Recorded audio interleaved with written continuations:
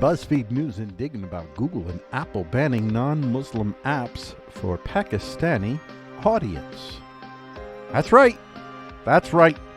They're upset because Google and Apple are banning non-Muslim apps for Pakistani audience, even though what they're doing here is exactly the same. They're banning non-Progmerica apps for American audience. It appears that Google and Apple, the paragons of moral goodness and nobility in post-America, or Progmerica, have decided that it is the right and moral thing to do to listen to a government that literally allows old men to have relations with young people of a most violent nature.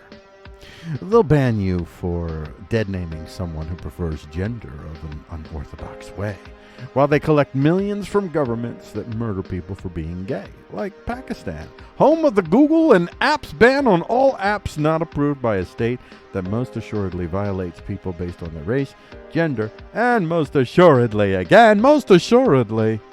sexual preference. From BuzzFeed News. Over the last 2 years, the government of Pakistan has forced Google and Apple to take down apps in the country created by developers based in other nations who are part of a repressed religious minority. The move is part of a crackdown led by the country's telecommunications regulator targeting the Ahmadiyya Muslim community. Adherents called the Ahmadis number about 4 million in Pakistan, though Ahmadis identify as Muslims. Pakistan's government views them as heretics, and a 1984 ordinance forbids them from posing as Muslims, adopting Islamic religious practices and referring to their houses of worship as mosques. Pakistan is the only country to declare that Ahmadis are not Muslim, and see, that's what makes them wrong, because, they're going against the...